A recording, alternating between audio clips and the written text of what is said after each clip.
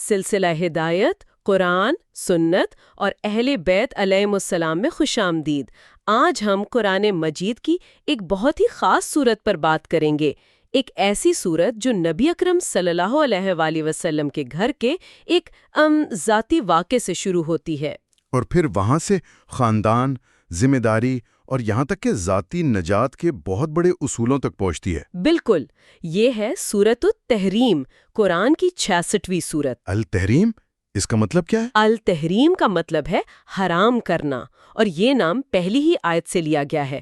یہ ایک مدنی سورت ہے جس میں کل 12 آیات ہیں، اور یہ ہجرت کے تقریباً 7ویں یا 8ویں سال میں نازل ہوئی۔ اچھا، تو ایک بہت ہی مختصر سورت ہے، لیکن لگتا ہے اس کا موضوع بہت گہرا ہے۔ جی ہاں، اللہ تعالیٰ نے ایک گھریلو معاملے کو بنیاد بنا کر پوری امت کو آپ کہہ لیں کہ تربیت کے بڑے اہم اسباق دیے ہیں۔ تو آئیے اس سفر کا آغاز کرتے ہیں۔ بسم اللہ الرحمن الرحیم۔ یا ایھا النبی لما تحرم ما احل اللہ لک تبتغی مرضات ازواجک واللہ غفور الرحیم۔ اے نبی، جو چیز اللہ نے آپ کے لیے حلال کر دی ہے اسے آپ حرام کیوں ٹھہراتے ہیں؟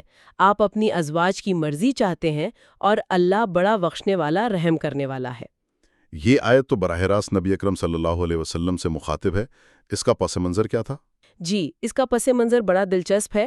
جو مشہور ترین روایت ہے شیعہ اور سنی تفاسیر میں، وہ یہ ہے کہ نبی کریم صلی اللہ علیہ وسلم اپنی ایک زوجہ حضرت زینب بنت حش کے ہاں کچھ دیر ٹھہرتے تھے۔ اچھا، اور وہ آپ کو شہد پیش کرتی تھیں۔ یہ بات آپ کی 2 دیگر ازواج بی بی عائشہ اور بی بی حفصہ کو کچھ ناگوار گزری۔ تو انہوں نے کیا کیا؟ انہوں نے آپس میں ایک منصوبہ بنایا، یہ طے کیا کہ جب پیغمبر صلی اللہ علیہ وآلہ وسلم ان کے پاس آئیں گے تو وہ کہیں گی کہ آپ کے دہن مبارک سے مغافیر کی بو آ رہی ہے۔ مغافیر؟ وہ کیا چیز ہے؟ مغافیر ایک قسم کا بدبودار گوند ہوتا ہے، اور آپ صلی اللہ علیہ وآلہ وسلم تو اپنی صفائی اور خوشبو کا بے حد خیال رکھتے تھے، تو جب آپ نے یہ سنا آپ کو بہت ناگوار گزرا۔ اوہ! اور آپ نے اپنی ازواج کو راضی کرنے کے لیے قسم کھا لی کہ آئندہ کبھی شہد نہیں پئیں گے۔ یعنی یہاں حرام کرنے کا مطلب تمام مسلمانوں کے لیے ممانعت نہیں، بلکہ یہ ایک ذاتی قسم تھی جو نبی اکرم صلی اللہ علیہ وآلہ وسلم نے اٹھائی تھی؟ بالکل، یہ شرعی حرام کرنا نہیں تھا، بلکہ ذاتی طور پر ایک حلال چیز کو چھوڑ دینا تھا۔ اس سے یہ بھی ظاہر ہوتا ہے کہ آپ صلی اللہ علیہ وآلہ وسلم اپنی ازواج کی دلجوئی کا کس قدر خیال رکھتے تھے۔ جی، اور آیت کا لہجہ بھی دیکھیں، وہ ڈانٹ کا نہیں ہے بلکہ شفقت کا ہے، جیسے اللہ کہہ رہا ہو کہ آپ خود کو اتنی تکلیف میں کیوں ڈالتے ہیں۔ اور پھر اللہ تعالیٰ نے فوراً اس قسم کو ختم کرنے کا راستہ بھی بتا دیا۔ اگلی آیات اسی طرف اشارہ کرتی ہیں۔ قد فرض اللہ لکم تحلۃ ایمانکم، یعنی قسموں کو کھولنے کا راستہ۔ جی، اللہ نے تمہارے لیے قسموں کے کھولنے کا راستہ کفارہ مقرر کیا ہے۔ اور روایات بتاتی ہیں کہ نبی اکرم صلی اللہ علیہ وسلم نے ایک غلام آزاد کر کے اپنی قسم کا کفارہ ادا کیا۔ اچھا، تو یہ معاملہ تو حل ہو گیا، لیکن اگلی آیت میں راز کی بات ہو رہی ہے۔ ہاں، وہ معاملہ اس سے بھی زیادہ سنگین تھا۔ آیت کا اگلا حصہ ہے وَإِذْ أَسَرَّ النَّبِيُّ إِلَى بَعْضِ أَزْوَاجِهِ حَدِيثًا، اور یاد کرو جب نبی نے اپنی بعض ازواجوں سے راز کی ایک بات کہی۔ نبی صلی اللہ علیہ وسلم نے یہی شہد والا معاملہ ایک راز کے طور پر بی بی حفصہ کو بتایا تھا، اور تاکید کی تھی کہ کسی سے ذکر نہ کریں۔ لیکن انہوں نے بتا دیا؟ جی، انہوں نے وہ راز بی بی عائشہ کو بتا دیا۔ پھر اللہ نے وحی کے ذریعے نبی صلی اللہ علیہ وسلم کو بتا دیا کہ آپ کا راز فاش ہو چکا ہے۔ اور یہاں نبی اکرم صلی اللہ علیہ وسلم کے اخلاق کریمانہ کا ایک بہترین نمونہ ملتا ہے نا؟ کہ ذاتی تکلیف کے باوجود آپ نے درگزر سے کام لیا۔ بالکل، قرآن کہتا ہے الرفع بعدہ وعارض عن بعد، یعنی جب آپ نے بی بی حفصہ سے بات کی تو انہیں شرمندگی سے بچانے کے لیے کچھ حصہ بتایا اور کچھ سے صرف نظر کر دیا۔ سبحان اللہ۔ اور جب بی بی حفصہ نے حیرانی سے پوچھا کہ آپ کو کس نے خبر دی تو آپ نے فرمایا مجھے خدائے علیم و خبیر نے خبر دی ہے۔ اس واقعے میں رازداری کی اہمیت کتنی واضح ہوتی ہے، خاص طور پر خاندانی معاملات میں۔ جی ہاں، اور یہ بھی کہ نبی صلی اللہ علیہ وسلم کے گھر میں ہونے والی بات معمولی نہیں تھی، اس کی اہمیت اتنی تھی کہ اللہ تعالیٰ براہ راست وحی کے ذریعے اس میں مداخلت کر رہا ہے۔ اور یہ مداخلت اگلی آیات میں تو اور بھی شدید ہو جاتی ہے۔ بہت شدید۔ اب لہجہ بہت سخت ہے اور براہ راست ان دو ازواج سے خطاب ہے۔ ان تتوبا الی اللہ فقد صغت قلوبکما، اگر تم دونوں اللہ کے سامنے توبہ کر لو تو بہتر ہے، کیونکہ تم دونوں کے دل ٹیڑھے ہو گئے ہیں۔ سغت قلوبکما، تم دونوں کے دل ٹیڑھے ہو گئے ہیں، یہ تو بہت سنگین الفاظ ہیں۔ بہت سنگین۔ اور آگے تنبیہ دیکھیں، وَإِن تَتَظَاهَرَا عَلَيْهِ فَإِنَّ اللَّهَ هُوَ مَوْلَاهُ وَجِبْرِيلُ وَصَالِحُ الْمُؤْمِنِينَ وَالْمَلَائِكَةُ بَعْدَ ذَلِكَ ظَهِيرٌ۔ اور اگر تم نبی کے خلاف ایک دوسرے کی پشت پناہی کرو گی تو یاد رکھو کہ اللہ یقیناً اس کا مولا ہے، اور جبرائیل اور صالح مومنین، اور اس کے بعد تمام فرشتے بھی اس کے پشت پناہ ہیں۔ اللہ، جبرائیل، صالح المومنین اور تمام فرشتے، یہ تو پوری کائنات کو نبی صلی اللہ علیہ وآلہ وسلم کے ساتھ کھڑا کر دیا گیا ہے۔ جی، اور صالح المؤمنین کے بارے میں اگرچہ اس کا معنی عام ہے، لیکن کثیر شیعہ و سنی روایات کہتی ہیں کہ اس کا کامل ترین مصداق امیر المومنین امام علی علیہ السلام ہے۔ یہ لہجہ بہت شدید ہے۔ اس سے تو یہی ظاہر ہوتا ہے کہ یہ کوئی معمولی گھریلو معاملہ نہیں تھا، بلکہ اس کی سنگینی بہت زیادہ تھی کہ خود اللہ تعالیٰ کو اپنے پیغمبر کے دفاع میں مداخلت کرنا پڑی۔ آپ نے بالکل صحیح نقطہ اٹھایا۔ یہ معاملہ نبی صلی اللہ علیہ وسلم کو اذیت پہنچانے سے کہیں آگے کا تھا۔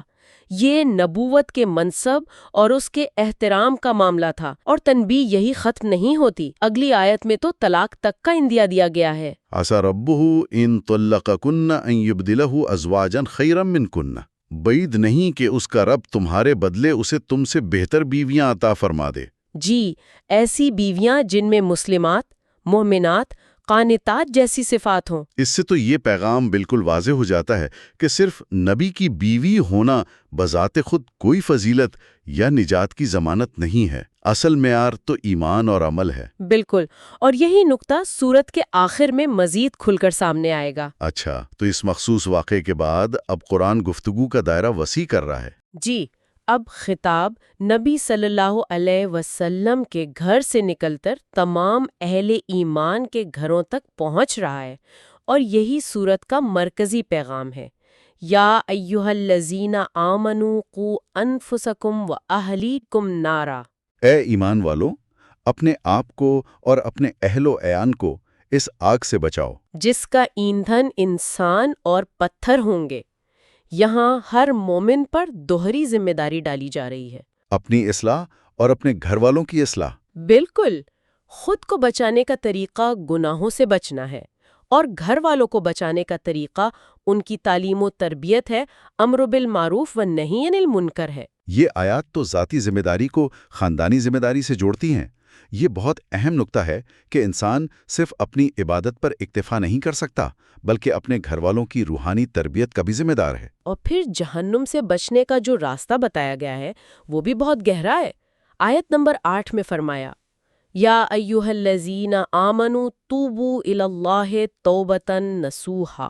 توبہ نصوح یعنی خالص توبہ، اس کا کیا مطلب ہے؟ امام علی علیہ السلام سے جب اس کے بارے میں پوچھا گیا تو آپ نے فرمایا اس کی 6 شرطیں ہیں۔ 6 شرطیں؟ جی، گزشتہ گناہوں پر پشیمانی، آئندہ نہ کرنے کا پختہ عزم، لوگوں کے حقوق ادا کرنا، ضائع شدہ فرائض کی قضا کرنا، اور گناہ سے بنے ہوئے گوشت کو ندامت کے آنسوؤں سے پگھلانا، اور جس طرح نفس نے گناہ کی مٹھاس چکھی ہے اسی طرح اسے اطاعت کی سختی کا مزہ چکھانا۔ سبحان اللہ، یہ تو صرف معافی مانگنا نہیں ہے، یہ تو ایک مکمل تبدیلی کا عمل ہے۔ جی، یہ ماضی کی اصلاح، حال کی ذمہ داری اور مستقبل کے عزم کا نام ہے، اور یہ توبہ نصوح کا تصور اللہ کی رحمت کی وسعت کو بھی ظاہر کرتا ہے۔ اس عمومی ہدایت کے بعد سورت کا رخ پھر بدلتا ہے۔ جی، ایک لمحے کے لیے معاشرے کے بیرونی اور اندرونی دشمنوں کی طرف، یا ایھا النبی جاہد الکفار والمنافقین واغلظ علیہم، اے نبی، کفار منافقین کے خلاف جہاد کیجیے اور ان پر سختی کیجیے۔ یہاں منافقین سے جہاد کا بھی ذکر ہے، اسے کیا مراد ہے؟ دیکھیے، کفار سے جہاد تو مسلح بھی ہو سکتا تھا، لیکن منافقین چونکہ مسلمانوں کی صفوں میں ہی تھے، ان سے جہاد کا مطلب تھا ان کی سازشوں کو بے نقاب کرنا، ان کے نظریات کا علمی مقابلہ کرنا اور معاشرے کو ان کے شر سے محفوظ رکھنا۔ اچھا، تو یہ ایک فکری اور نظریاتی جہاد تھا۔ بالکل۔ اب سورت اپنے اختتام پر پہنچتی ہے، جہاں وہ تمام پچھلے موضوعات کو سمیٹ کر 4 خواتین کی مثالوں کے ذریعے حتمی سبق دیتی ہے۔ اور وہ سبق یہی ہے کہ نجات کا تعلق ذاتی ایمان اور عمل سے ہے، کسی رشتے یا نسبت سے نہیں۔ جی، پہلے 2 منفی مثالیں، ضرب اللہ مثلا للذین کفروا امرأۃ نوح وامرأۃ لوط۔ اللہ نے کفار کے لیے نوح کی بیوی اور لوط کی بیوی کی مثال پیش کی ہے۔ یہ دونوں ہمارے 2 صالح بندوں کی زوجیت میں تھیں، مگر ان دونوں نے اپنے شوہروں سے خیانت کی۔ یہاں خیانت سے کیا مراد ہے؟ اس سے مراد کردار کی خیانت نہیں، بلکہ ایمان اور نظریے کی خیانت تھی۔ انہوں نے اپنے نبی شوہروں کے بجائے ان کے دشمنوں کا ساتھ دیا، اور نتیجہ فَلَمْ يُغْنِيَ عَنْهُمَا مِنَ اللَّهِ شَيْئًا، یعنی ان کے نبی شوہر اللہ کے مقابلے میں ان کے کچھ کام نہ آ سکے۔ بالکل۔ یہ مثال براہ راست سورت کے شروع میں دی گئی تنبیہ سے جڑتی ہے کہ اگر حضرت نوح اور حضرت لوط علیہ السلام کی بیویاں ہو کر بھی کوئی جہنم میں جا سکتا ہے، تو پھر کسی اور کی نسبت کس کام آئے گی؟ بالکل۔ اور اس کے بعد 2 روشن مثالیں ہیں۔ پہلی مثال فرعون کی بیوی کی، وَقَالَ اللَّهُ مَثَلًا لِلَّذِينَ آمَنُوا امْرَأَتَ فِرْعَوْنَ، اور اللہ نے مومنوں کے لیے فرعون کی بیوی آسیہ کی مثال پیش کی ہے، جب اس نے دعا کی، اے میرے رب، میرے لیے اپنے پاس جنت میں ایک گھر بنا اور مجھے فرعون اور اس کے عمل سے نجات دے۔ حضرت آسیہ علیہ السلام وہ تو تاریخ کے سب سے بڑے کافر اور ظالم کے محل میں رہتی تھیں۔ جی، ان سے زیادہ برا ماحول کس کا ہو سکتا ہے؟ لیکن وہ ایمان لائیں اور اس پر ثابت قدم رہیں۔ ان کی دعا دیکھیں، انہوں نے دنیا کے محل کے بدلے جنت میں اللہ کے پاس گھر مانگا۔ قرب الہی ان کی پہلی ترجیح تھی۔ جی، اور جو بات مجھے سب سے زیادہ متاثر کرتی ہے وہ یہ ہے کہ قرآن یہاں ایک عورت کو تمام مومنین، مرد اور عورت دونوں کے لیے رول ماڈل بنا رہا ہے۔ یہ تو روحانی مساوات کا ایک انقلابی اعلان ہے۔ اور آخری مثال حضرت مریم علیہ السلام کی ہے، جو پاک دامنی اور اللہ کی اطاعت کا بہترین نمونہ ہے۔ وَمَرْيَمَ ابْنَتَ عِمْرَانَ الَّتِي أَحْسَنَتْ فَرْجَهَا، اور مریم بنت عمران کی مثال، جس نے اپنی عصمت کی حفاظت کی۔ تو ہم نے اس میں اپنی روح میں سے پھونک دیا، اور اس نے اپنے رب کے کلمات اور اس کی کتابوں کی تصدیق کی، اور وہ فرما برداروں میں سے تھی۔ تو یہ چاروں مثالیں ایک مکمل ضابطہ پیش کرتی ہیں، یہ کہ نیک ماحول یا نسبت نجات کی ضمانت نہیں، اور برا ماحول ایمان کی راہ میں رکاوٹ نہیں۔ بالکل، ہر شخص کا معاملہ اس کے اپنے عمل اور نیت پر منحصر ہے۔ تو اس صورت کا خلاصہ یہ ہے کہ یہ ہمیں ذاتی ذمہ داری کا احساس دلاتی ہے، چاہے وہ نبی کا گھر ہو یا ایک عام مومن کا۔ اصول ایک ہی ہے، اپنے ایمان کی حفاظت کرو، اپنے خاندان کی تربیت کرو، غلطیوں پر سچے دل سے توبہ کرو، اور یاد رکھو کہ اللہ کے نزدیک معیار صرف اور صرف تقویٰ ہے، کوئی دنیاوی رشتہ نہیں۔ اور آخر میں ایک سوچنے کی بات، سورت میں فرعون کی بیوی حضرت آسیہ علیہ السلام کی دعا ہے، اے میرے رب، مجھے فرعون اور اس کے عمل سے نجات دے۔